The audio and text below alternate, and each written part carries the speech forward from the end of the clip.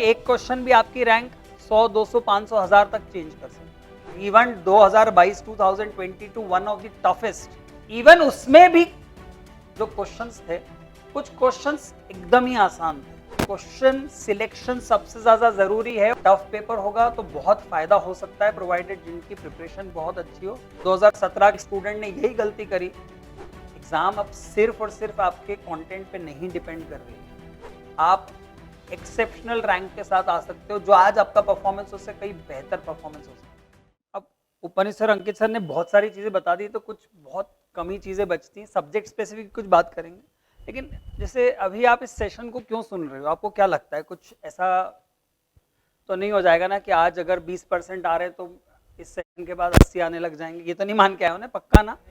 तो बस हम इतना ही, इससे जो आउटपुट आप मान के चलोगे वो यही मान के चलना कि हो सकता है इस पूरे सेशन से हमारा एक क्वेश्चन ज्यादा सही हो जाए। अगर आप एक क्वेश्चन भी आज की जो कुछ बातें हैं उनको ध्यान रखकर उस दिन एग्जाम में चेंज कर पाए, तो मैं बहुत बार बोलता हूं कि एक क्वेश्चन भी आपकी रैंक 100, 200, 500, 1000 तक चेंज कर सकता है। तो बस आप इसी तरह से सोच के सुनना आज जो भी सर ने बताया है और जो मैं बोलूंगा, कि अगर आप एक क्वेश्चन में भी डिफरेंस ले आओगे तो हमारे लिए तो वही इस सेशन की सक्सेस है। सर ने बहुत सारी चीजें बताई, और सबसे इंपॉर्टेंट, जब मैं क्लास में पढ़ाता भी तो मैंने आपको बहुत बार बोला है कि अब जो सबसे इंपॉर्टेंट हो चुका है वो ये कि कौन कितना स्मार्ट है क्वेश्चन सिलेक्शन में। आप अभी मैंने उसमें क्लास में बैठा स्टूडेंट, उसकी मदर से मेरी बात हो रही थी, तो मैंने उनको ये बोला कि इनके साथ होता क्या है, इनके सामने जो पहला क्वेश्चन आता है ना, ये उस पर भिड़ जाते हैं सॉल्व करने के लिए। आपको ये आदत बदलनी हो। आप में से कितने स्टूडेंट ऐसे हैं जिन्होंने अभी लास्ट पेपर दिया और पहला क्वेश्चन सॉल्व नहीं किया? पहला नहीं किया था, भले ही वो आसान हो, पर इंटेंशनली इसको छोड़ा। ये आदत डालनी पड़ेगी, क्योंकि आपको ये लगने लग जाता है कि जो क्वेश्चन सबसे पहले आता है वही सॉल्व करना सबसे ज्यादा जरूरी। सर ने क्या बोला, उपनिषद सर ने भी क्या बोला ना, कि अब हमारे लिए उस चीज का ईगो का सवाल नहीं होना चाहिए कि ये तो मुझसे बनना ही चाहिए। अब तो ये पॉइंट है ही नहीं। अब तो इंपॉर्टेंट ये है कि ज्यादा से ज्यादा क्वेश्चन बनने चाहिए हमसे। वो सामने दिख रहा है पहला क्वेश्चन, वो नहीं, वो बने या ना बने इससे कोई फर्क नहीं पड़ता। जैसे सर ने कहा मैथ्स फिजिक्स में अगर 18 में से 12 क्वेश्चन ऐसे हैं, तो मैं मैथ्स में कहूंगा चलो 18 में से 10 क्वेश्चन ऐसे होंगे जो आप कर सकते हो। Even 2022 2022 one of the toughest, मतलब मैं अगर टॉप 2 रैंक करूं तो उसमें से एक वो पेपर होगा, या टॉप पे भी हो सकता है जो लास्ट ईयर मैथ्स पूछा गया है। इवन उसमें भी जो क्वेश्चंस थे, कुछ क्वेश्चंस एकदम ही आसान थे। किसी ने अगर वो क्वेश्चन दिया हो जिसमें एक फंक्शन था और एक उसका इनवर्स का इंटीग्रेशन का सम पूछा था, कोई वो देखे और तुरंत आंसर लगा सकता है। तो पॉइंट यही है कि आप में से कौन ये देख लेता है। नहीं तो ऐसा भी क्वेश्चन था उसमें जिसमें आप आधी घंटा लगा दो तो भी शायद उसके रिजल्ट्स तक नहीं पहुंच सकते, क्योंकि वो इतना कैलकुलेटिव था, कॉन्सेप्ट भी समझ में आ जाए तो भी वो बहुत कैलकुलेटिव था। तो पॉइंट हो चुका है। अब आपको जो सबसे पहले, और प्लीज आप ये अपने जहां भी आप बैठते हो पढ़ने के लिए वहां लिख कर रखना है ना, प्लीज ये लिख कर रखना, क्वेश्चन सिलेक्शन सबसे ज्यादा जरूरी है। और अब ये आदत डालना शुरू करो पेपर्स में कि आप पहले क्वेश्चन को छोड़ दो, मत देखो। आपको ये लगना चाहिए कि पहला क्वेश्चन हमेशा करना जरूरी नहीं है, हो सकता है दूसरा, तीसरा, चौथा उस पहले के कॉस्ट पे छूट जाए हमारे। बहुत बार बच्चों ने मुझसे कहा है कि सर बाद में हमने देखा वो 6 तो इतने आसान थे और हम वहां तक पहुंचे ही नहीं, हमने छूट ही गए हमारे क्वेश्चन। आज ही मुझसे किसी ने एक पेपर दिया, किसी बच्चे ने, उसने कहा कि सर इतने अटेम्प्ट ही नहीं हुए, टाइम ही बहुत कम दिया। तो कारण यही हो जाता है, हम गलत क्वेश्चंस में फंस जाते हैं और टाइम नहीं बचता है ना। तो ऑब्वियसली अगर आपको वही एकदम ही टॉप पे जाना है, अंडर 10, अंडर 20 ऐसी रैंक, अंडर 50 चाहिए, तो सब करने होंगे, सब मतलब बहुत करने होंगे। लेकिन आप जानते हो कि अगर 500 की रेंज तक जाना है तो आपको कुछ क्वेश्चंस ऐसे होंगे जो मिल जाएंगे और आपको 500 लाने में बिल्कुल दिक्कत नहीं होगी। लास्ट ईयर टॉप 500 कितने पे गई है? 207 नंबर थे आउट ऑफ 360। तो आप देख लो 50-60 पर 55% के अराउंड कुछ बन रहा है। इतने कम परसेंट पे भी 328 रैंक थी यशवंत की। तो कितना आसान हो सकता है, 207 नंबर लाना है। आप अगर सब्जेक्ट वाइज काउंट करना शुरू करो कोई आपका सब्जेक्ट बहुत स्ट्रांग हो, उसमें 100 ले आओ, बचे हुए में दोनों में मिलाकर आपको 110 नंबर लाने। तो टफ पेपर होगा तो बहुत फायदा हो सकता है, प्रोवाइडेड जिनकी प्रिपरेशन बहुत अच्छी हो। पर टफ पेपर हो, अगर आप ये स्निफ कर जाओ कि पेपर सच में बहुत टफ है, तो बस अपने दिमाग, अपने प्रोसेसर को एक ही तरफ ले जाना कि आसान क्वेश्चन ढूंढ लूं बस। सबसे बड़ी गड़बड़ होती है टफ पेपर में, स्टूडेंट घबरा जाता है और वो फिर कोई भी रैंडम क्वेश्चन सॉल्व करना शुरू कर देता है। बी डमन टेकचंदानी, 2016 की बात है, समझ में आ गया था पेपर बहुत अच्छा है, उसको समझ में आ गया तो उसने एक ही काम किया, पहले तो आसान क्वेश्चन सारे ढूंढ लिए फटाफट, और मल्टीपल क्वेश्चंस में उसने क्या किया, पार्शियल मार्किंग गेन करी बजाय पूरा सॉल्व करने के। 2017 के स्टूडेंट ने यही गलती करी, उसने हर क्वेश्चन सारे मल्टीपल अटेम्प्ट कर लिए और जितने उसको लग रहे थे सब लगा दिए, और उसके मल्टीपल में कई क्वेश्चंस गलत हो गए। अगर वो एक एक ऑप्शन जो उसको लग रहा था कि ये हो सकता है नहीं हो सकता, वो नहीं लगाता तो उसके मार्क्स बहुत ज्यादा होते। तो अगर आप ये समझ जाओ पेपर देते देखते से कि बहुत ही जबरदस्त लेवल है, तो बस अपने दिमाग को ये समझा लेना कि मुझे तो कुछ क्वेश्चंस मिल जाए, ढूंढ लूं मैं ऐसे जो बहुत आसान है, क्योंकि विश्वास मानो 90% से ज्यादा बच्चे ऐसे होंगे जो वो पेपर देख के डर जाएंगे और वो क्वेश्चंस, उन क्वेश्चंस को अटेम्प्ट ही नहीं कर पाएंगे। देख, ध्यान रखना अगले जो भी पेपर दे रहे हो, अगर आपको समझ में आ रहा है कि ये पेपर का लेवल इतना है, तो आपको अब ढूंढना शुरू कर देना चाहिए कि ये क्वेश्चंस पहले करना है। Be very smart. एग्जाम अब सिर्फ और सिर्फ आपके कंटेंट पे नहीं डिपेंड कर रही है। कई क्वेश्चन आप खुद ही बोलते हैं ना कि सर ये पूरा पेपर तो आता ही है, कुछ भी ऐसा नहीं है हमें जो नहीं आ रहा, फिर क्या हो जाता है उस समय। तो बस इस एक ही पॉइंट, पूरे सेशन का जो सबसे बड़ा क्रक्स होगा ना वो यही होगा, क्योंकि इतने समय में हम जो अब एक सबसे बेस्ट चीज आपको अभी और इंटेंसिटी से सिखा सकते हैं वो ये कि अगर आपने उस दिन सही क्वेश्चंस ढूंढ लिए जो आपको पेपर में करना है, आप एक्सेप्शनल रैंक के साथ आ सकते हो। जो आज आपका परफॉर्मेंस उससे कई बेहतर परफॉर्मेंस हो सकता है। ठीक है, तो जैसे सर ने कहा था ना कि टफनेस से कोई फर्क नहीं पड़ता, आपके लिए टफ है तो सबके लिए टफ है, और सबके लिए टफ है, और अगर आपकी प्रिपरेशन अच्छी है तो आपका फायदा ही होना है उससे, है ना। तो इस बात को पेपर में अप्लाई करो। देखो आप ये सोचोगे उस दिन में जाके ऐसा करूंगा, सर ने क्या कहा ना कि अगर हम स्ट्रैटेजी लेते हैं, भाड़ में गई, पेपर शुरू होता है और सारी स्ट्रैटेजी गई, पहला क्वेश्चन, दूसरा क्वेश्चन, तीसरा क्वेश्चन, फिजिक्स करने में 1 घंटे लग गया, 1.5 घंटा, मैथ्स के लिए बचे 30 मिनट, जो सब्जेक्ट 1.5 घंटा मांगता उसके लिए बचे 30 मिनट, सारी स्ट्रैटेजी गई। तो वो स्ट्रैटेजी तभी अप्लाई होगी जब आज से आप जितने पेपर्स दे,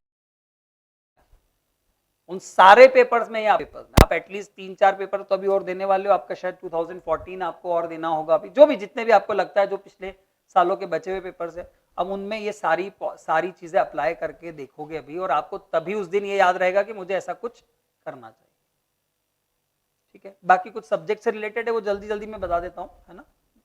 नेक्स्ट, हाँ, ये मैंने हमेशा कहा है, ये मैंने हमेशा कहा है। आज ही वो पेपर लेके आया था 15 वाला, उसमें एक डिटर्मिनेंट था, उस डिटर्मिनेंट की वैल्यू पूछी थी। अगर आप उसको डिटर्मिनेंट को यूजुअल तरीके से सॉल्व करो, आपको मिनिमम 3 से 4 मिनट लगेंगे उसको डिटर्मिनेंट को सॉल्व करने में। पर अगर आपको वो डिटर्मिनेंट का डायरेक्ट रिजल्ट याद है, सबको याद होगा a1 minus b1 whole square, a1 minus b2 whole square वाला डिटर्मिनेंट, अगर आपने उसका रिजल्ट याद रखा है तो जेई एडवांस का पूछा हुआ क्वेश्चन विद इन 30 सेकंड या 1 मिनट आप सॉल्व कर सकते हो, इतना आसान हो सकता है। तो कोशिश करो जितने रिजल्ट्स, मैथ्स के साथ तो मैं कहता हूं जितने, not in maths, even in physics भी ये ट्रू होगा, आप मैक्सिमम रिजल्ट्स याद कर लो। आप ये मत सोचो कि हम उस समय कोई ट्रिग्नोमेट्रिकल आइडेंटिटी याद करवाएंगे। 2016 का एडवांस का पेपर हुआ, अनंत तायल मेरे पास आया, सर वो आपकी identity 1/sin A sin B वाली जो थी ना, वो एज इट इज क्वेश्चन था उसमें, जबकि 1/sin A sin B आपको किसी बुक में आइडेंटिटी थोड़ी मिलती है। तो वो तो मैंने ऐसा बना दिया कि हम बहुत सारी चीजों को रिजल्ट की तरह याद रख लें। आप जितने ज्यादा रिजल्ट याद करोगे उसके दो फायदे, एक तो टाइम तो बचाता ही बचाता है, दूसरी चीज आपको पहली स्टेप में अप्रोच समझ में आ जाती है कि इस अगर ऐसा कुछ दिख रहा है तो हमें इस डायरेक्शन में बढ़ना चाहिए। तो इन आखिरी दिनों में जब आप मैथ्स में स्पेशली कॉपी रिवाइज कर रहे हो तो आपको वो सारे रिजल्ट जो आपको ऐसा लगता है कि जो जनरल रिजल्ट्स नहीं है, जैसे मैंने कहा ना 1/sin A sin B की आइडेंटिटी जनरल नहीं है, sin of A minus B को थोड़ी याद करने बैठोगे आप वापस, वो तो आपको याद है, पर 1/sin A sin B की आइडेंटिटी हो गई है ना, या फिर जैसे मैंने बताया sin π/n sin 2π/n ऐसे इनका प्रोडक्ट हो गया। ये रिजल्ट जो आपने कम याद कर रखे हैं इन्हें कहीं एक जगह पर लिखते जाओ और वो रिजल्ट बार बार रिपीट करो इन आखिरी दिनों में, क्योंकि मैंने फिर कहा ना एक रिजल्ट एक जगह लग गया आपका रैंक में जबरदस्त चेंज आ गया। मैंने क्या कहा, पेपर जैसे ही हुआ मैंने यशवंत से, उसने बोला सर वो क्वेश्चन आ गया फंक्शन और उसका इनवर्स, एक लॉग लिखा था एक एक्सपोनेंशियल लिखा था, मुझे ऐसे ही पता चल गया वो इनवर्स है। इतना आसानी से हो सकता है, बस इतनी सी बात मैंने क्लास में बोली है कि अगर रूट और स्क्वायर दिखे, क्यूब और क्यूब रूट दिखे, लॉग और एक्सपोनेंशियल दिखे तो समझ जाना क्या एक दूसरे के इनवर्स है। मतलब वो क्वेश्चन इतना आसान हो सकता है। तो आपको पूरे समय अब जो एक चीज पे फोकस करना चाहिए, अगर ऐसा फिजिक्स केमिस्ट्री में भी होता हो तो वहां भी करना चाहिए। आप मैक्सिमम फिजिक्स में जैसे सर बोलते हैं केसेस होते हैं, मैथ्स में हमारे रिजल्ट्स होते हैं। हमने कुछ स्टैंडर्ड डिटर्मिनेंट्स याद कर रखे है ना, हमने वेक्टर्स के वो पेज बना रखा है जिसमें हमने वेक्टर्स की सारी मास्टर की कॉन्सेप्ट्स लिख रखे हैं, जिसमें 12 कॉन्सेप्ट्स होते हैं सबसे ज्यादा, उसी पे क्वेश्चंस बन रहे हैं। ऐसे हर चैप्टर की कुछ स्टैंडर्ड चीजें और कुछ ऐसी चीजें जो बिल्कुल एक्सक्लूसिवली बहुत रेयरेस्ट किसी को याद होती है वो याद करनी है। तो दूसरा काम अपने आप टेबल पे जरूर लिख लेना, आप अपनी कॉपी में अभी लिख के रखो ये बातें, नहीं तो आप घर जाके ध्यान नहीं रखोगे। आप बस इतना ध्यान रख लेना, आपको अब इस समय मैथ्स के लिए जो सबसे ज्यादा करना चाहिए स्टैंडर्ड रिजल्ट्स जो जो हो सकते हैं वो लिख याद करना चाहिए। नेक्स्ट, हाँ ये मैंने हमेशा कहा है, आपने देखा होगा पैटर्न पढ़ाने में कैलकुलस में बीच में ब्रेक हो जाता है, 12th को पढ़ाते पढ़ाते डिफरेंशिएशन के बाद फिर क्या पढ़ाया जाता है, मैट्रिसेस डिटर्मिनेंट्स। उसके पीछे कारण क्या होता है पता है, बहुत बड़ा कारण क्या था, ये जब मैंने आज से 5 से 7 8 साल पहले जब भी सोचा, मुझे ऐसा लगने लगा था कि जब हम पूरे साल भर कैलकुलस पढ़ते हैं तो हमें लगता है कि हमारा मैथ्स ही कैलकुलस है। तो हम मैट्रिसेस, डिटर्मिनेंट्स, वेक्टर्स, 3D इनका वेटेज बहुत कम कर लेते हैं। पेपर दे रहे हो ना आप लोग तो आपको पता है किस वेटेज पर है, मतलब इनको पढ़ने का समय कम देना है लेकिन इनका स्कोर ज्यादा आ सकता है कंपैरेटिवली। आप पाओगे कैलकुलस के मुकाबले वेक्टर्स, 3D, मैट्रिसेस, डिटर्मिनेंट इनके क्वेश्चंस कंपैरेटिवली इजियर साइड पर है, आपको ज्यादा मार्क्स। हमें ये लगने लग जाता है कि अगर हमने पूरे साल यही पढ़ा है तो सबसे ज्यादा कैलकुलस ही पढ़ना चाहिए, नहीं। तो आप अभी इस बात, वो नो डाउट उसका वेटेज बहुत ज्यादा है, उसका लेवल बहुत अच्छा पूछते हैं, लेकिन अगर मान लो किसी ने पूरा कैलकुलस छोड़ भी दिया, जनरली ऐसा नहीं होता, पर मान लो पूरा छोड़ दिया तो भी उसका स्कोर बहुत अच्छा आ सकता है, इवन आफ्टर दैट बहुत अच्छा आ सकता है, क्योंकि बाकी टॉपिक्स के क्वेश्चंस इसके मुकाबले कई बार आसान आते हैं ना। तो वो जैसे सर ने कहा don't be physics mechanics manic, वैसी कैलकुलस के बारे में भी हम ऐसा ना हो जाए कि हम सिर्फ और सिर्फ वही करे जा रहे हैं। इस समय अब आपको थोड़ा समय किसके लिए देना चाहिए, जो ये 4 चैप्टर्स मैंने जो बोले, वेक्टर्स, 3D, मैट्रिसेस, डिटर्मिनेंट, इनके मिनिमम 6 क्वेश्चंस तो मिलाकर आ ही रहे हैं दोनों पेपर मुझे लगता है ना, तो एक बड़ा वेटेज कवर करते हैं ये दोनों। ठीक है, नेक्स्ट। इसके अभी 3 दिन से हम इसी की प्रैक्टिस कर रहे हैं है ना, पीएनसी और प्रोबेबिलिटी। इस चीज के साथ सबसे बड़ी प्रॉब्लम आप जानते हो ना क्या है, आपको हमेशा लगता रहता है कि हम कुछ गलत कर रहे हैं। ये नेचुरल है इस चैप्टर के साथ, हमें हमेशा लगता है कि कोई ना केस तो छूट ही रहा है, शायद कोई ना कोई केस तो छूट रहा है। अगर ऐसा थोड़ा भी डाउट हो तो जबरदस्ती इसके आंसर्स मार्क करके मत आना। अगर आपको ऐसा लग रहा हो कि हम कोई ना कोई केस छूट रहा है हमसे, हम शायद कोई सही नहीं कर रहे हैं, तो इसमें हम अपने नंबर शायद गवा देंगे अननेसेसरी, है ना। अगर इसका क्वेश्चन अटेम्प्ट करना है तो पूरे फ्री माइंड से कि जब आपके पास थोड़ा समय हो अब सारे केस लिस्ट कर सको। अगर बेस थ्योरम आ जाए तो कोई दिक्कत ही नहीं, वो तो स्ट्रेट फॉरवर्ड क्वेश्चन से, या जिस पे क्वेश्चन पे आपको पूरा श्योर है कि ऐसे तो मैंने कई सारे क्वेश्चन ऑलरेडी कर रखे तो बिल्कुल जाना। लेकिन इस पोर्शन पे पीएनसी प्रोबेबिलिटी पर सर ने भी बताया ना, कई टीचर्स ही छोड़ देते पढ़ाना, उन्होंने पढ़ाया ही नहीं अपनी जिंदगी में क्योंकि समझ में ही नहीं आता कैसे पढ़ाना है। तो वो सच में उस चीज में आपको प्योर अपने लॉजिक लगाने होते हैं। तो अगर कोई क्वेश्चन इस पर ऐसा आता है जिसमें आपको लगता है कि लॉजिक ज्यादा लग रहा है, तो उस समय मत देना, है ना, बाद में आपको मिलता है समय तो आप दो।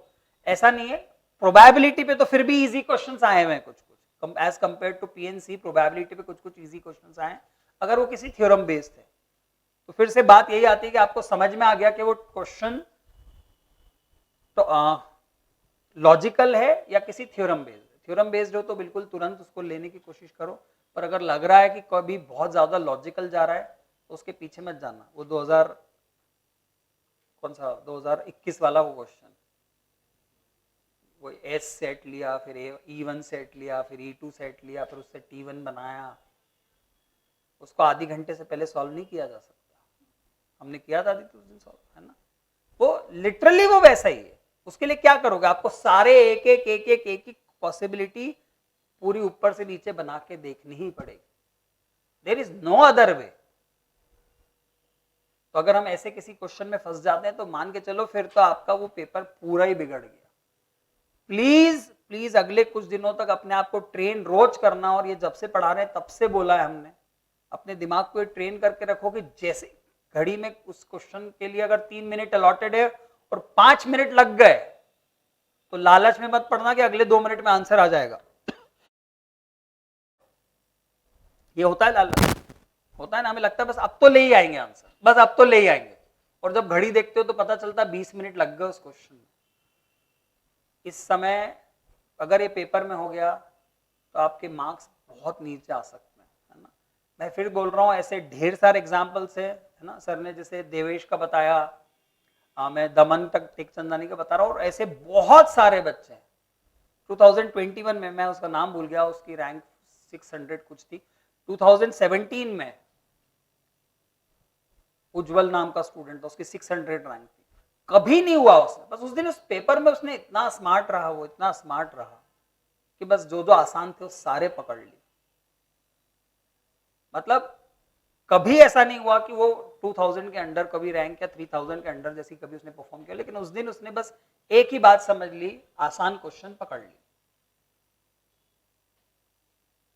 तो आप बहुत ज्यादा उस दिन इस चीज से, मैं तो कहता हूं ऑब्सेस्ड रहना, कि आपको बस इस चीज का ध्यान रहे कि अब हमने कोई गलत चीज ना पकड़ ली। तो मैंने कहा ना, एक गलत क्वेश्चन इस चैप्टर पे तो हो जाता है, इसके साथ फायदा भी है, जिससे बनेगा ना उससे 1 मिनट में भी बन सकता है, क्योंकि कैलकुलेशन पार्ट तो हमेशा जनरली ज्यादातर क्वेश्चन में आसानी होता है। हम कर रहे हैं क्वेश्चन तो बहुत जल्दी कैलकुलेशन होते हैं, और इसका नुकसान भी है कि अगर आपने कोई क्वेश्चन, जैसे मैंने बताया 2021 का जो पूछा हुआ क्वेश्चन है वो बहुत ज्यादा लेंदी है, तो कभी कभी कुछ क्वेश्चन ऐसे हो सकते हैं। नेक्स्ट। सर ने भी कहा ना, जैसे फिजिक्स में आप तो सारे क्वेश्चंस पढ़ लो जो बच गए आपके सब्जेक्टिव, वैसे ही मैथ्स में तो खैर मैंने देखा है सब्जेक्टिव जो पुराने पूछे हैं वो आज के क्वेश्चंस के लेवल से तो उतने अच्छे नहीं। पहले के सब्जेक्टिव इतने अच्छे नहीं हुआ करते थे, जो आज के क्वेश्चंस आ रहे हैं वो काफी बेहतर है। तो जो एक सजेशन है, आज भी मैंने कहा, आप जो जो पेपर देते जा रहे हो, आप पेपर्स, जैसे आपने आज कोई पेपर दिया तो 3 दिन या 4 दिन बाद उसका 50% टाइम में उसी पेपर को वापस देके देखो, एंड देन चेक कि आपका उसी पेपर में क्या स्कोर आता है। 2015 की बात है, मुकेश ने जितने पेपर दिए थे वो सारे वापस 3 घंटे के पेपर 1.5 घंटे में दिए, और उसने फिर देखा कि अब मेरा स्कोर क्या है। उससे उसकी एक्यूरेसी एक्सट्रीम हो गई। फिजिक्स में फुल स्कोर है, बस एक क्वेश्चन उसने छोड़ा था, एक भी गलत नहीं था। 2015 के एक्चुअल पेपर में ही गॉट 3rd रैंक, उसके 449 मार्क्स थे उस साल, एक भी क्वेश्चन गलत नहीं गया, एक क्वेश्चन फिजिक्स में छोड़ा था। उसके पीछे बाद में मैंने बात भी की थी, तो उसका एक सिंपल सा कहना था, सर मैंने जितने पेपर्स दिए मैं उन्हीं एक्चुअल पेपर जो पुराने हो चुके थे वो पेपर्स में वापस कम समय में देके देखता था कि मुझसे अब कितने बन रहे हैं और मेरी एक्यूरेसी कितनी। तो मैं जब वापस देता था तो मैं सोचता था कि मेरे से पिछली बार इसमें क्या गलती हुई है, इस बार ये गलती ना हो। तो आखिरी के दिनों में आप बहुत दूसरे नए नए पेपर्स देने की जगह उन्हीं पेपर को कम समय में देने की कोशिश करो कि अब आपको उस पेपर में कितना स्कोर जो आपने पहले दिया था उसके मुकाबले अब कितना आप उसमें स्कोर बढ़ा पाए हो। आंसर याद हो चलेगा, लेकिन कॉन्सेप्ट भी पता होना चाहिए कि ये कॉन्सेप्ट था। भले आप उसका सॉल्यूशन मत निकालो, लेकिन आपको पता होना चाहिए कि इस क्वेश्चन में ये कॉन्सेप्ट लगा था। लेट्स सी अब आपने पिछली बार से उसमें कितना इंक्रीमेंट किया है। ठीक है, तो अगले कुछ दिनों में ये जरूर करना, जो जो पेपर्स आप प्रीवियस ईयर्स के दे चुके हो वो फिर से अटेम्प्ट करना है ना। नेक्स्ट,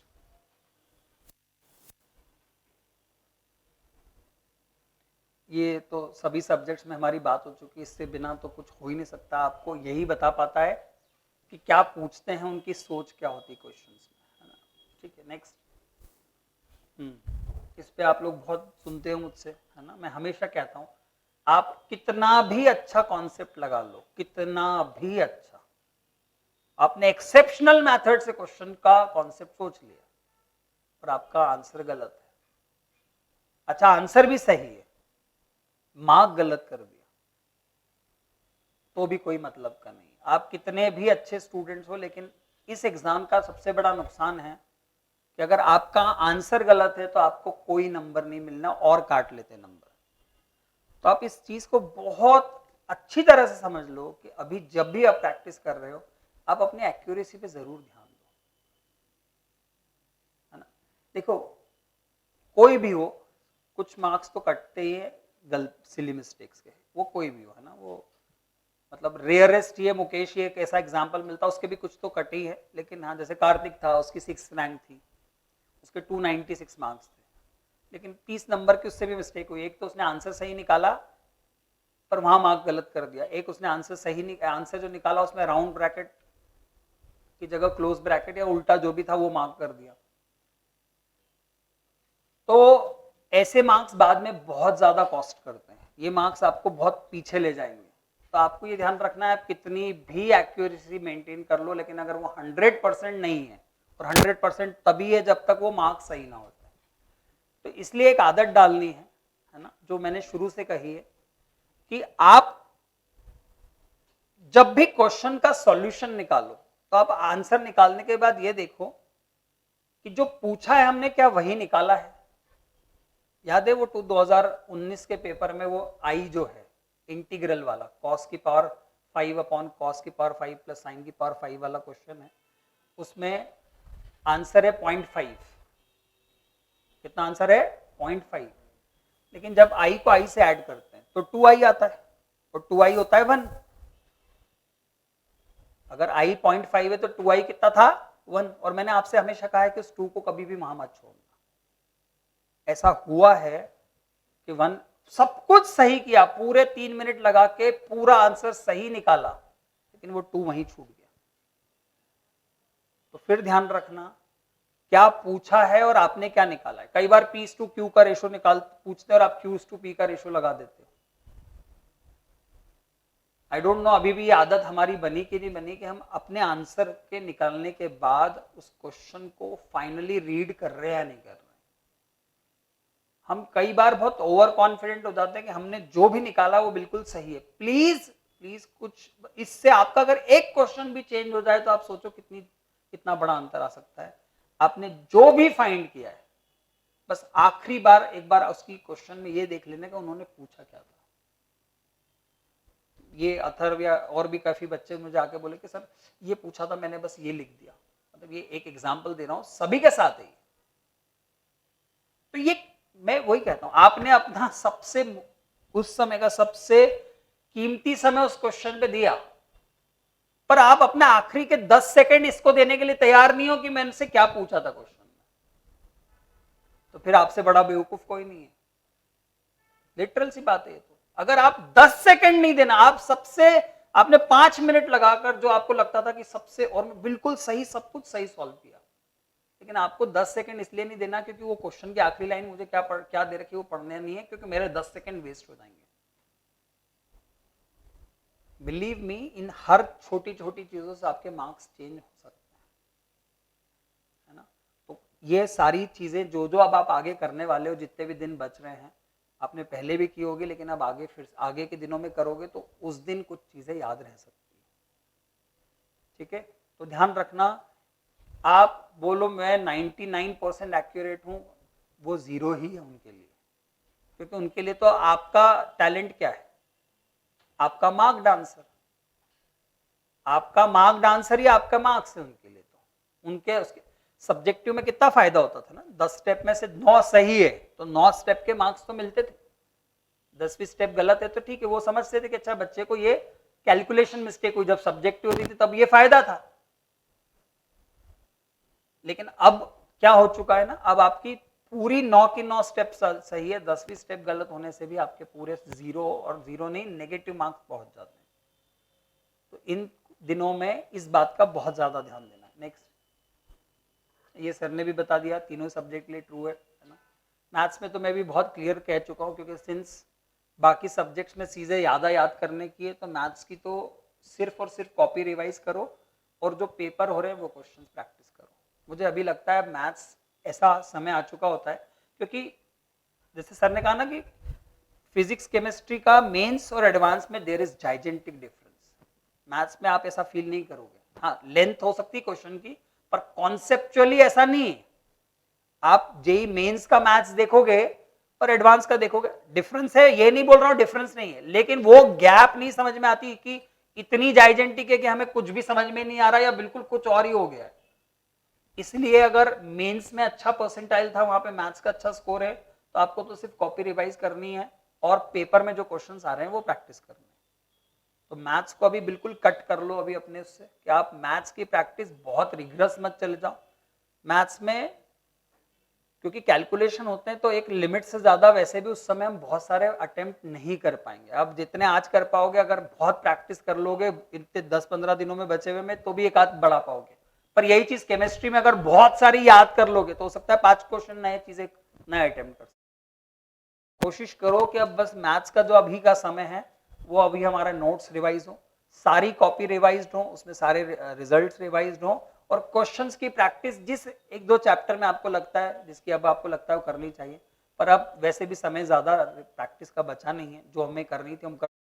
तो अब आप मैथ्स सिर्फ पेपर से ही प्रैक्टिस करो, जो क्वेश्चंस पेपर में आ रहे हैं दैट्स इट, वो बनना चाहिए, वो आपको वापस कर लेना चाहिए।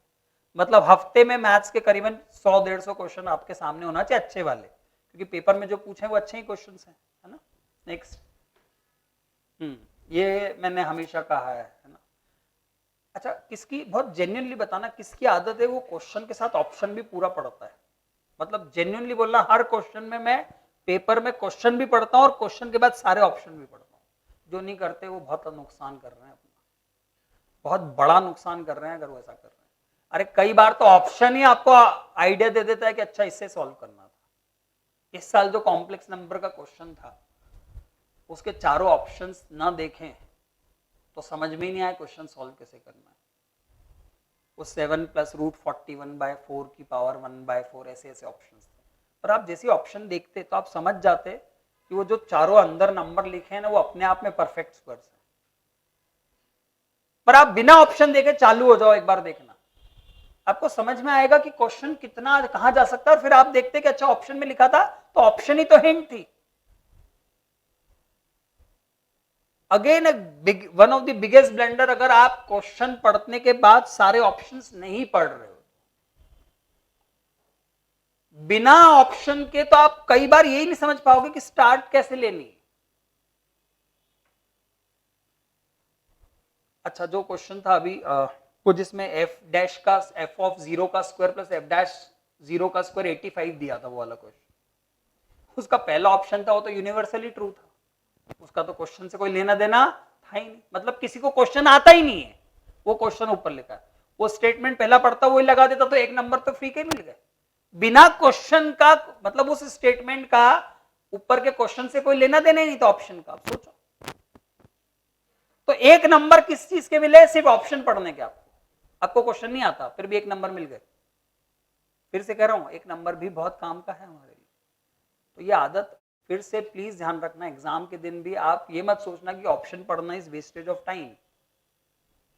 दूसरी चीज, जब आप ऑप्शन पढ़ते हो और आपको जब 2 क्लोज ऑप्शन दिखे तो अपने आंसर को मार्क करने के पहले जरूर ध्यान देना कि अगर इतने क्लोज हैं, आज ही मैंने 12th में पढ़ा रहा था तो मैंने देखा कि 3/2, -1/2 और -1/2, 3/2 इतने क्लोज हो ना आंसर, तो समझ जाना हो सकता है कि आप गलत लगा रहे हो।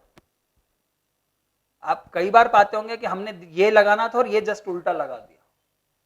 तो इस चीज की आदत डालना, अगर ऑप्शंस बहुत क्लोज, इसका मतलब ये कि शायद कोई चीज उल्टी हमसे हो सकती। ऑप्शंस उस क्वेश्चन के लिए आपको कई बार नंबर अलग से दिलवा सकते हैं। मुझे नहीं पता किसी और सब्जेक्ट में हो सकता है, जैसे फिजिक्स में कई बार डायमेंशन से कुछ चीजें समझ में आ जाती होगी, तो नॉट इन मैथ्स, तीनों ही सब्जेक्ट में आपको ऑप्शंस को बहुत क्लोजली ऑब्जर्व, और क्वेश्चन कंप्लीट करते करते ऑप्शन को भी दिमाग में रख लेने का। अच्छा दूसरा, आपकी एक मेथड एक तरह का आंसर देती है, दूसरी तरह से मेथड डायरेक्ट हो सकता है, ऑप्शन में जो चाहिए उसी तरह से आंसर देते है ना। कई बार जैसे ट्रिग्नोमेट्रिक इक्वेशन आपने साइन से सॉल्व किया तो वो n पाई प्लस की आंसर में आ रहा है, और कॉस से सॉल्व किया तो 2n पाई प्लस के फॉर्म में आ रहा है, तो आपने ऑप्शन देख लिया, तो आपको पहले ही समझ में आ गया कि अच्छा आंसर इस फॉर्म में चाहिए तो मुझे किस डायरेक्शन से जाना चाहिए। तो ऑप्शंस बहुत बहुत ज्यादा जरूरी है, बिना ऑप्शन देखे आगे मत बढ़ो किसी भी क्वेश्चन में। जिनमें ऑप्शंस हैं उनमें सारे ऑप्शंस देख लो, है ना। हो सकता है आप ऐसा सोच लो कि अच्छा मुझे ऊपर की चीज पढ़ने की जरूरत नहीं, ऑप्शन से सारे आंसर मिल गए। एक क्वेश्चन ऐसा था जेई में कि उन्होंने ऑप्शन ऐसे दे दिए थे जिसमें क्वेश्चन सॉल्व करने की जरूरत ही नहीं, वो ए बी सी तीनों कुछ पॉजिटिव या नेगेटिव थे, या सी ए प्लस बी से बड़ा था, जो भी था। तो एक ऑप्शन था ए प्लस बी माइनस सी ग्रेटर देन 0, जो भी दिया था उन्होंने, उसका क्वेश्चन से कोई खास लेना देना ही नहीं बचा था। तो दिस कैन बी पॉसिबल, है ना। तो अब आपको ऑप्शंस पे बहुत ज्यादा ध्यान देना अगर आप अभी तक नहीं दे रहे थे तो, ठीक है। नेक्स्ट, हाँ ये अभी आप कर ही रहे हो फाइनल प्रैक्टिस, अभी जो हम फुल लेंथ पेपर्स दे रहे हैं, है ना। फुल लेंथ अभी हमारे लिए सबसे बेस्ट कौन से हैं, प्रीवियस ईयर। लेकिन अब अगर नंबर कम बचा है प्रीवियस ईयर का, ऑलमोस्ट सब दे चुके हो, तो 2-3 पेपर्स आपके पास अवेलेबल हैं, है ना, सफलता ऐप पर अवेलेबल है, उससे दे दो जो अभी बस। अब मुझे लेकिन ये पेपर्स कब तक देने हैं ध्यान रखना, ऐसा नहीं कि 4 तारीख को एग्जाम है और आप 3 तारीख को भी पेपर दे रहे हो, भूल के भी ये गलती नहीं करना है। और जैसे जैसे आप क्लोज जा रहे हो तो अपने नंबर्स भी भले ही कैलकुलेट करना बंद कर दो, गलतियां देखो भले ही नंबर कैलकुलेट करना बंद कर दो। सर ने भी क्या कहा है ना, हम यही सोचते हैं कि मेरे अभी इतने आए, फिर 10% हम और माइनस करते हैं, फिर लास्ट ईयर के रैंक से कंपेयर करते हैं, है ना। तो अगर उससे आप नेगेटिव हो रहे हो तो करना बंद कर दो कि नहीं ये तो मुझसे नहीं हो पाएगा, है ना। पर अगर हाँ इससे आपको समझ में आता है कि हाँ चीजें मुझे समझ में आ गया, मैं इस ब्रैकेट में आ चुका हूं, कॉन्स्टेंटली इस ब्रैकेट में चल रहा हूं, तो थोड़ा सा चेंज लाने के लिए मुझे ये करना है। पर आपको ऐसा लगने लग जाता है कि नहीं इतना कम तो चल रहा है, मुझसे नहीं होगा, तो फिर वो देखना बिल्कुल बंद कर दो, है ना। तो पेपर मैक्सिमम टू मैक्सिमम आप 26-27 तारीख तक देना, है ना, जितने और हो सके आपके पास अब पॉसिबल हो चुके हैं। उसके बाद सिर्फ और सिर्फ जो आज मैंने कहा ना कि आप कॉपी रिवाइज करो तीनों ही सब्जेक्ट में, जो आपको लगता है कि ये चीज याद नहीं, वो जो चीज याद थी लेकिन अब याद नहीं, वो रिवाइज कर लो। ये सर ने बोला। पेपर चलते चलते मत सोचने बैठना इतना टफ आ चुका है कि अब तो कुछ नहीं हो सकता, मतलब मल्टीपल एग्जाम्पल्स हैं, टफ पेपर आया, सबको ये लगा कि बहुत ही बुरी स्थिति होगी। मेरा खुद का भांजा है 2020 में, उसने कहा कि मामा बहुत ही पता नहीं क्या होगा, कुछ भी क्या हो गया पता नहीं क्या होगा, इतना बेकार गया है। आज आईआईटी खड़गपुर में है वो, है ना, मैकेनिकल में, तो बहुत अच्छा है। मतलब जिस हिसाब से वो सोच के बाहर आया था कि कुछ भी नहीं हो सकता, और आज वो आईआईटी खड़गपुर मैकेनिकल में है। तो ध्यान रखो कि आपको कई बार ये नहीं पता ना कि मेरा अच्छा जा रहा है बुरा जा रहा है, जब तक स्कोर नहीं आएगा। तो ये मत सोचना टफ चल रहा है तो बहुत सब कुछ बिगड़ जाएगा। फिर से टफ आ जाए तो दिमाग को बहुत ज्यादा काम रखना, और बस उस समय सोचना शुरू कर देना कि किसी को ये समझ में नहीं आया कि ये इजी है, मुझे समझ में आ गया इस पेपर में ये इजी था। 2022 का पेपर देना बचा है कुछ लोगों का, उसमें बस यही कोशिश करना, ये ढूंढ लो कि कौन सा आसान है, आप पाओगे आपका स्कोर, आपकी रैंक बहुत अच्छी हो सकती है उस पेपर। और उस पेपर में अगर आपने 50% स्कोर कर लिया, मैंने बताया ना 50% पे तो अंडर 1000 रैंक थी उसमें, और बल्कि उसमें, है ना। नेक्स्ट, किसी भी सब्जेक्ट के पीछे मत पड़ जाना। मैंने फिर कहा जैसे फिजिक्स है, पहले वो जनरली पेपर में वही आता है, लास्ट ईयर शायद पहले मैथ्स था, इस बार भी मैथ्स ही आएगा। जो भी सब्जेक्ट पहले आ रहा है ये मत सोचने बैठ जाना कि उसका पूरा पेपर अटेम्प्ट करूंगा तब दूसरे सब्जेक्ट पे स्विच करूंगा। अरे ये तो गड़बड़ हो गई, पहले मैथ्स आ गया तो मैथ्स तो एक पूरा करने में कितना टाइम लग सकता है, मैथ्स पूरा करने में कितना टाइम लग सकता है, समझ रहे हो ना? तो ये गलती ना हो जाए कि हम पहले एक सब्जेक्ट का 100% अटेम्प्ट करेंगे तब दूसरे सब्जेक्ट पे जाएंगे, वही गड़बड़ होनी है।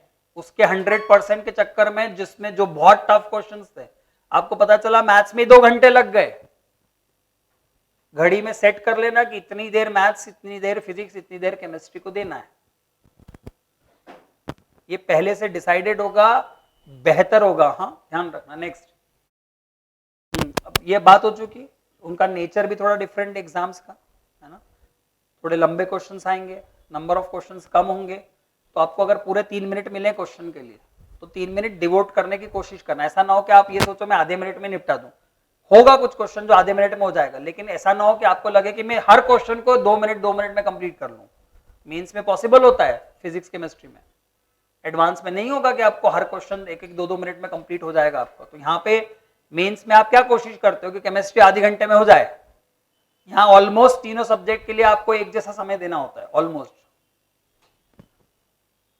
है ना? तो ये इन दोनों एग्जाम्स के नेचर से बिल्कुल क्लियर रहना कि वहां पर आपको 2 सब्जेक्ट का समय मैथ्स में लगाना होता था। यहाँ तीनों ही सब्जेक्ट कैलकुलेटिव हैं, टाइम कंज्यूमिंग है। तो ऐसा मत सोचना कि केमिस्ट्री जल्दी कंप्लीट कर लें, फिजिक्स जल्दी कंप्लीट कर लें, ऐसा हो भी नहीं रहा होगा। आप अभी देख रहे होंगे तो आपको समझ में भी आ रहा होगा कि ऐसा नहीं है ना?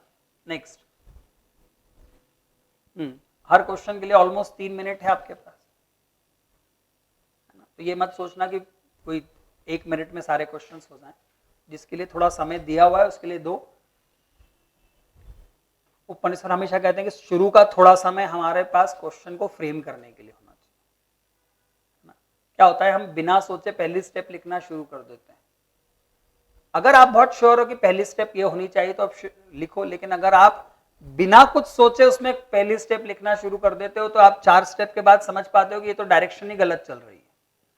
तो हो सकता है 10-20 सेकंड देकर आप उस क्वेश्चन के बारे में थोड़ा ज्यादा सोच सको। कुछ क्वेश्चंस तो कॉपी में एज इट इज मिल जाएंगे। मैंने अभी बोला कि ये तो आप कॉपी में देख लो, यही का ही क्वेश्चन लिखा हुआ है। ऐसी चीज बहुत सारी होगी, बहुत सारे क्वेश्चंस ऐसे होंगे, लेकिन कुछ क्वेश्चंस ऐसे होंगे जिसमें आपको थोड़ा समय सोचने के लिए देना है। तो क्वेश्चन का जो समय मिला हुआ है, ऑलमोस्ट शायद 60 से तो कम ही क्वेश्चन आ रहे हैं अभी, तो मुझे लगता है 18-19 चलते हैं एक पेपर में। नहीं, पिछली बार शायद 54 थे। तो आप मान के चलो 3-3.5 मिनट आपके पास हर क्वेश्चन के लिए है। तो कुछ क्वेश्चन में वो 10 मिनट भी लगेंगे, कुछ क्वेश्चन में हो सकता है वो 1 मिनट में भी कंप्लीट हो जाए। तो कुछ जगह से बचाने होंगे, है ना? लेकिन अगर 3 मिनट दिए हैं तो आप कोशिश करो कि आप 3 मिनट उसके पूरे दो, अगर वो क्वेश्चन थोड़ा ज्यादा डिमांडिंग। नेक्स्ट, कितने लोगों को याद रहता है पेपर में क्या टाइम चल रहा है, कितना टाइम हो गया, मतलब मैंने इसमें ज्यादा टाइम तो नहीं दे दिया, है ना? अगर ये ना कर रहे हो तो फिर गलती है आपकी, है ना? आप पेपर सर्च समय ये याद रखते हो कि नहीं रखते हो कि, या मैं तो इवन इस लेवल पे बोल रहा हूँ कि इस क्वेश्चन को मैंने कितना टाइम दे दिया, ये भी मुझे ध्यान रखना चाहिए। भले एग्जैक्ट टाइम ना हो, लेकिन आपको ये पता चले कि ज्यादा दे दिया। फिर वही होगी गड़बड़। आप 10 मिनट के बाद ये सोचोगे कि पीछे पलटा, मतलब आपने स्क्रीन पे अगला क्वेश्चन क्लिक किया और वो इतना आसान था, लेकिन टाइम ही नहीं बचा आप तो करने के लिए, उसका कैलकुलेशन ही नहीं बचा, है ना? तो आपको अपनी क्लॉक पे मतलब कंसिस्टेंटली टाइम देखते रहना होगा कि कितना टाइम बचा है। फिर से ध्यान रख लो, कई लोग आपसे पीछे रह जाएंगे और कई लोग आपसे हो सकता है आगे निकल जाएं क्योंकि वो ज्यादा स्मार्ट है। और आप क्यों आगे निकल जाओगे? क्योंकि आप उनसे ज्यादा स्मार्ट हो सकता है कुछ चीजें उनको किसी और को आपसे ज्यादा याद हो, लेकिन आप ज्यादा स्कोर कर सकते हो बिकॉज आपने कुछ बातें सीख ली है कि एग्जाम कैसे देनी। इस एग्जाम के लिए इतने सालों में हमने समझ लिया है कि सिर्फ एग्जाम आने से नहीं होता, आपको समय किन बातों का ध्यान देना है, अगर वो दे दोगे तो चीजों में चेंज आ सकता है ना? तो टाइम का बहुत ज्यादा ध्यान रखना है। अब जो भी समय बचा है, आई होप इतने समय से आप काफी लोगों ने हाथ उठाया, लेकिन अब आगे याद रखना और भी जो पेपर है और उस दिन एक्चुअल पेपर के समय भी आप टाइम का बहुत ज्यादा ध्यान दोगे, किसी क्वेश्चन में बहुत ज्यादा लंबा समय ना लग जाए। नेक्स्ट, कुछ कुछ बातें ध्यान रखना, है ना? वो नर्व्स को कूल रखना बहुत जरूरी है ना? शुरुआत के 5 मिनट डर रहता है, सच है, उसको कोई हटा भी नहीं सकता। आप कितना भी सोच लो, एक दिन पहले आपको नींद बहुत कम आएगी, कुछ को आती ही नहीं है, ये सच है, ये होता ही है। कारण 2 साल से पढ़ रहे हैं, जिस जिस चीज से हमारा पूरा आगे की लाइफ डिसाइड होने वाली है वो कल है, तो कल कैसा जाएगा, है ना। तो बहुत क्लियर रखो एक बात दिमाग में, मुकेश शायद सर ने कभी एग्जाम्पल बताया, उसने एक ही कहा था, मैं जिस चीज के लिए तैयारी कर रहा हूं वो दिन आ गया, तो ये तो सबसे बड़ा एंजॉय करने वाला डे है, मैं तो इसी के लिए पढ़ रहा था, तो ये तो डरने का क्यों दिन है, ये तो एंजॉय करने का दिन है, तभी तो उसका पेपर शायद सबसे बढ़िया उस दिन रहा। उसने सीधे कहा कि सर ने पूछा था कि अब तो थोड़ी घबराहट हो रही होगी सर, बोले सर जिसके लिए तो सोचा था वही दिन तो आ गया। जैसे मान लो कहीं घूमने की जाने की इच्छा हो, आप कहीं बहुत कि मुझे यहाँ घूमने जाना है, तो जिस दिन जाना होता है वहां डर थोड़ी रहता, कितना एक्साइटमेंट रहता, कल वहां जाना है, कितना मजा आएगा, यही सोचो, यही तो आपने सोचा था कि इसी दिन के लिए तो, ये दिन ही तो है जिसके लिए मैं वेट कर रहा था, आ गया वो दिन, तो फिर कोई डर की बात नहीं। बिल्कुल मत घबराओ, आप लोग अच्छे प्रिपेयर्ड हो, है ना। आप जो भी करके आओगे, आप 4 साल बाद अपने आप को देखोगे ना, तो आप यही पाओगे कि हमने उस समय जो मेहनत की ना, उससे हमें आज जो मिला है वो बहुत अच्छा मिला है ना। No, don't get obsessed with कि मुझे इतनी रैंक चाहिए, इतनी, देखो मैं ये नहीं बोलता कि अच्छे रैंक नहीं आना चाहिए, पर आप पेपर के पहले बार बार सोचते हो ना, तो उससे बहुत नुकसान होता है, आप सिर्फ उसी बारे में सोचते हो। फिर सर ने क्या कहा आखिरी में, सबको क्या बनना है, इन्वेस्टमेंट बैंकर, है ना। अभी तो मैं जिससे सुनता हूं कार्तिक 6th रैंक, उसने तो खैर खुद इंटरेस्ट उसका था इंजीनियरिंग फिजिक्स में रिसर्च करनी थी, वो क्या चला गया ट्रेडिंग में, है ना। ध्रुव अरोड़ा CS लिया, कहां जा रहा है, एम्स्टरडेम, फिर से कहां पे, ट्रेडिंग में। अंजलि राय HSBC बैंक में, किसमें, ट्रेडिंग में। मतलब मैंने अभी तो जिसको देखता हूं वो सब वही है, और आप किस रैंक से लेते हो उससे क्या फर्क पड़ता है ना। तो बहुत ज्यादा इससे ऑब्सेस मत रहना। ऑब्वियसली हम जिस चीज की प्रिपरेशन कर रहे हैं उसमें हम अच्छी रैंक लाना चाहते हैं, इसमें मना नहीं है ना, लेकिन पहले मत सोचो, आप तो ये सोचो कि उस पेपर में हम सबसे बेस्ट करके आए, फिर जो रैंक आएगी वो आएगी, एक्सेप्टेड है हमें, है ना। नेक्स्ट, ये मैंने आपको बोल दिया। नेक्स्ट, इसी का फोटो लगा है ना, जो उसने लाइन बोली है, और सच में इसी हंसते हुए चेहरे के साथ बोली थी कि जो दिन चाहिए था वो आ गया, तो फिर अब डर वाली बात तो तब तक थी जब तक पढ़ रहे थे, अब तो कोई डर ही नहीं है कल के लिए।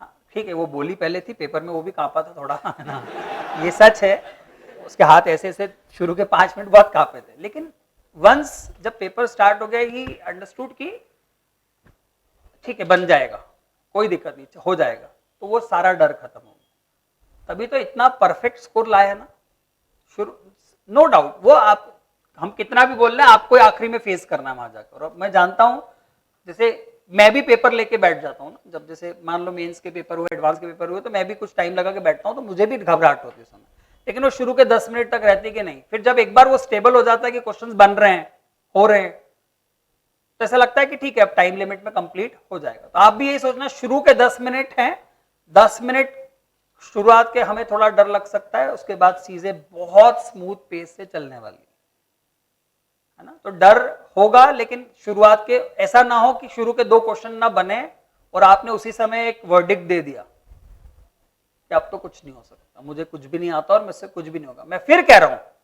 शुरू के 10 क्वेश्चन ना बने तो भी हो सकता है आप IIT में पहुंच जाओ। अभी सर ने बताया ना कि बच्चे के मैथ्स में 9 नंबर थे, 124 का था शायद, उसमें से 9 नंबर थे मैथ्स में, फिर भी IIT में, तो हम उसको क्या मानेंगे जिसके हम 124 में से 9 नंबर वाले, तो हमारे लिए किस लेवल का है, और IIT में है, और 4 साल बाद वो जहां होगा आप देखना वो बहुत ही अच्छा जगह। तो इससे कोई फर्क नहीं पड़ता कि शुरू के 2-3 क्वेश्चंस आपसे नहीं बने तो आपसे कुछ नहीं होने वाला। आप अपने आप को समझा के रखो, और अभी से समझा के रखो कि शुरुआत के कुछ क्वेश्चंस ना आने से आप ऐसा नहीं कि कुछ भी नहीं बना पाओगे, क्योंकि शुरुआत में आप थोड़े डरे हुए हो इसलिए शायद नहीं बन रहे, धीरे धीरे जैसे आगे बढ़ोगे क्वेश्चंस बनने लग जाएंगे। तो पेपर के दौरान बी फियरलेस, है ना, जो आता है बस उतना सही करके आने की कोशिश करना।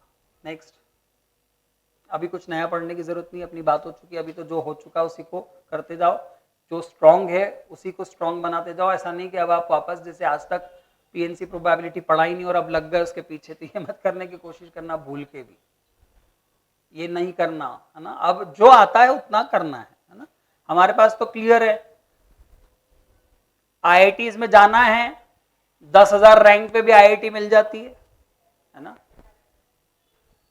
आप 100 के अंडर जाना चाहते हो, 500 के अंडर जाना चाहते हो, 1000, 10,000, इन सब पे रैंक मिलती है। और 10,000 रैंक लाने के लिए आपको अभी पिछले साल तो कितने परसेंट की जरूरत थी, सर ने बताया 100 नंबर चाहिए थे, 360।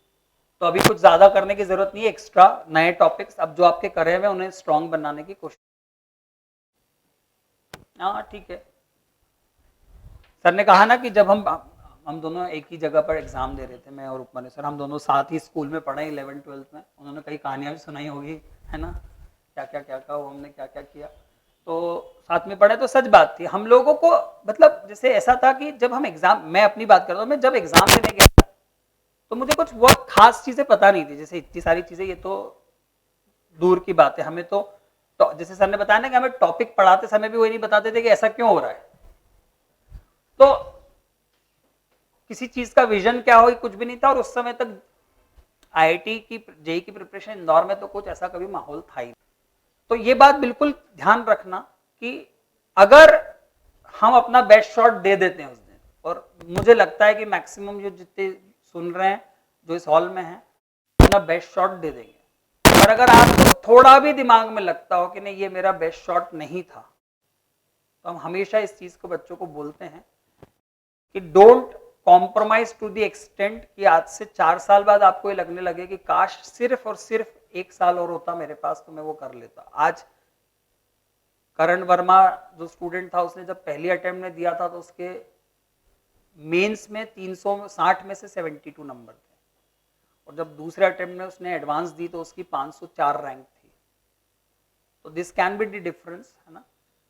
तो वो दिन सबसे बेस्ट हो इसलिए हमने पूरी कोशिश की है, लेकिन अगर वो दिन बेस्ट ना हो तो हम इस चीज के लिए भी हमेशा बोलते हैं बच्चों को, क्योंकि हमें पूरी तरह से पता रहता है कि आपने एक लेवल तक कर ली, बस थोड़ा सा जंप की और जरूरत थी आपको, उस जंप के लिए थोड़ा समय और चाहिए था। तो शायद अगर वो ना मिला, वो टाइम ना मिल पाया था, तो हम तैयार रहें। जिसको भी ऐसा लगता है कि नहीं थोड़ा सा अटेम्प्ट और बेटर होता है ना, तो आपको पता होगा कि जो रेशो है वो 50-50% है आज की तारीख में फ्रेशर और ड्रॉपर्स का। तो अगर थोड़ा भी हमें लगे एग्जाम के बाद कि अगर हम थोड़ा सा और कोशिश कर सकते थे, तो मैं यही कहना चाहूंगा कि वो एक कोशिश उसके बाद देनी ही चाहिए। समराइज करते हैं लास्ट के दिनों में, जो आखिरी दिन है, वो अब आपको सिर्फ और सिर्फ क्या चीज करनी चाहिए, रिवाइज नोट्स रिवाइज करना चाहिए। जो पेपर दो उसके लिए जो मैंने इंस्ट्रक्शंस दिए, हम लोगों ने जो जो आपको बातें बताई उन चीजों पे ध्यान दो है ना। और अननेसेसरी थॉट्स मत लाओ दिमाग में, अब तो पॉजिटिव थॉट्स लाओ कि खत्म होगी फिर छुट्टियां ही छुट्टियां। कितना बड़ा पॉजिटिव है यार, 2 साल से लगे हुए हो, कितने पागल हो जैसे। अच्छा कुछ और सोच ही नहीं पाते हो, मोबाइल ही नहीं चला पाते हो है ना, क्यों रुपेन है ना। गुरुकुलम ने तो बिल्कुल रोक ही दिया था 2 साल से है ना। तो फिर तो अब ये पॉजिटिव है, ठीक है, तो इस सब झंझटों से भी दूर हो जाओगे। ये तो कितना पॉजिटिव, वो दिन गया, उसके बाद कुछ और सोचना होगा क्या, फिर तो फ्री। बच्चे आते हैं हमारे पास कि सर, हमने पूछा क्यों आए, तो सर वो घर पे टाइम ही नहीं बीत रहा था, आ गए आपके पास। लिटरली ऐसा होता है कि सर घर पे कोई टाइम ही नहीं जा रहा था, क्या करें, सुबह उठते मम्मी डांटती ही नहीं कि पढ़ो क्योंकि अभी तो रोज बोलेगे, वहां जाओ तो कोई मम्मी कोई कुछ नहीं, क्योंकि सब तो कर लिया, अब कुछ नहीं है। लिटरली जैसे आपकी 4 जून को एग्जाम हो जाएगी, 1 अगस्त से कॉलेज खुलेंगे, जून और जुलाई पूरा 2 महीने लिटरली जीरो होते हैं, कुछ भी नहीं करने के लिए होता है हमारे। तो इससे बड़ी पॉजिटिविटी क्या रख सकते हो आप, ये रखो अपने दिमाग में यार, कितना बढ़िया है ना, ऐसा कुछ सोच के चलो। तो पॉजिटिव सोचो, इस समय तो बहुत पॉजिटिव रहने की जरूरत है। जितना आप कर चुके हो उस पर अपना विश्वास रखो, और हो सकता है आप कोई एक्सेप्शनल रैंक के साथ उस दिन खड़े हो है ना। बहुत सारे बच्चों ने ये चीज हुआ है ना। जो रैंक आएगी उसको एक्सेप्ट करना है, लेकिन जब तक एग्जाम नहीं हो जाती तब तक अपने बेस्ट एफर्ट्स के साथ आगे बढ़ना है ना। चलो ऑल द बेस्ट बच्चों।